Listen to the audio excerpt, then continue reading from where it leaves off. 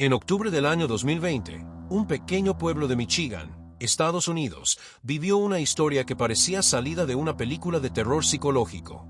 Lo que comenzó con un simple mensaje de texto se transformó en un infierno que duró casi 2 años y que terminó por desnudar lo peor del ser humano. Esta es la historia de Lauren Licari, una adolescente de apenas 13 años que fue víctima de un ciberacoso brutal. Lo sorprendente no fue solo la crueldad de los mensajes, sino la identidad de quien estaba detrás de ellos.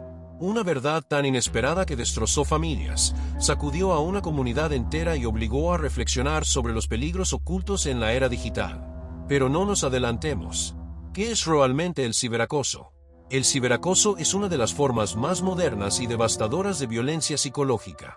A través de celulares, redes sociales y aplicaciones de mensajería, los agresores pueden atacar desde el anonimato, enviando mensajes hirientes, manipuladores y persistentes. El problema es que las víctimas no pueden escapar fácilmente. Los dispositivos que deberían ser una herramienta para aprender y comunicarse, se convierten en una ventana abierta al tormento constante. Y eso fue exactamente lo que le pasó a Lauren. El inicio de la pesadilla. Era octubre de 2020.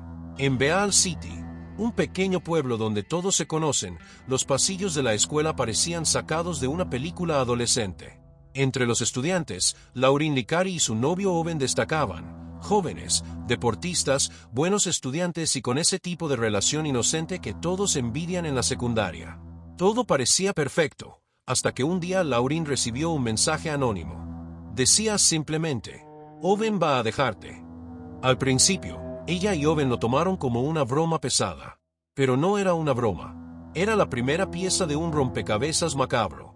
Los mensajes aumentan. En un principio eran pocos, pero pronto se volvieron constantes. Los números cambiaban una y otra vez, haciendo imposible bloquearlos. Los mensajes estaban cargados de celos, insultos crueles y burlas sobre la relación de Lauren y Owen. Lo inquietante era que el autor de esos mensajes parecía saber demasiado. Horarios, rutinas, detalles íntimos de la vida escolar. Cosas que un desconocido no podía saber. Pasaron las semanas y los mensajes disminuyeron. La familia creyó que el tormento había terminado. Pero estaban equivocados. El regreso del horror. En septiembre de 2021, el acoso volvió con más fuerza.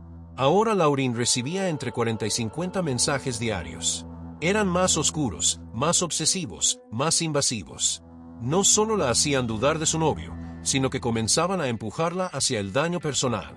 El acosador parecía estar despierto todo el tiempo, siguiendo cada movimiento de Lauren y de Owen. La escuela intentó intervenir, pero no sirvió de nada. La policía local abrió un expediente, aunque las aplicaciones que generaban números descartables complicaban cualquier rastreo. Mientras tanto, los rumores en el pueblo crecían. Todos sospechaban de todos, un compañero celoso, ¿un ex amigo resentido? ¿Un vecino? La paranoia se adueñó de la comunidad. La investigación. El caso llegó a niveles tan alarmantes que finalmente intervino la policía estatal con ayuda federal. Tras meses de investigación y órdenes judiciales, lograron acceder a los registros de la aplicación utilizada para generar los números anónimos. Y ahí apareció la verdad. Todas las conexiones provenían de una sola dirección IP, la casa de los Licari. La revelación más dolorosa. En agosto de 2022, la policía llegó con una orden judicial. Frente a Lauren, le pidieron explicaciones a su madre, Kendra Licari.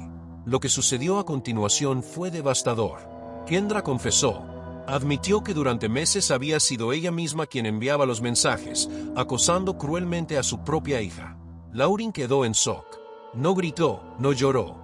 Solo recibió un abrazo vacío de su madre y miró al suelo, como intentando comprender cómo la persona destinada a protegerla había sido su peor verdugo. Las motivaciones de Kendra. ¿Por qué lo hizo? La explicación fue confusa y contradictoria. Kendra habló de traumas de su infancia, de miedos que no supo manejar, de un impulso de control que se convirtió en obsesión. Algunos especialistas creen que el caso encajaba con el llamado síndrome de Munchausen por poder, cuando un cuidador provoca daño en un niño para luego aparecer como su salvador.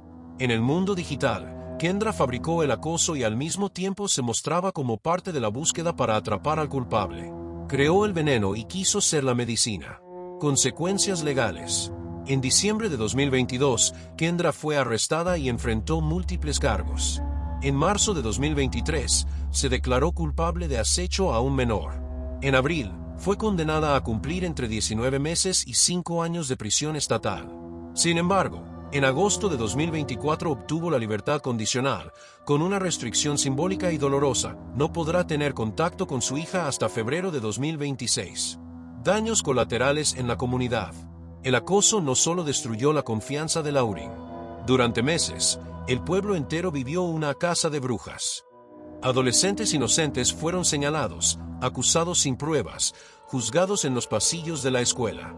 La paranoia dejó cicatrices en decenas de chicos que aprendieron demasiado pronto lo cruel que puede ser una comunidad atrapada en el miedo.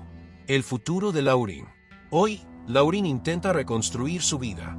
Sus padres se divorciaron y la custodia quedó en manos de su padre, Shaun, con quien ha fortalecido un lazo inquebrantable.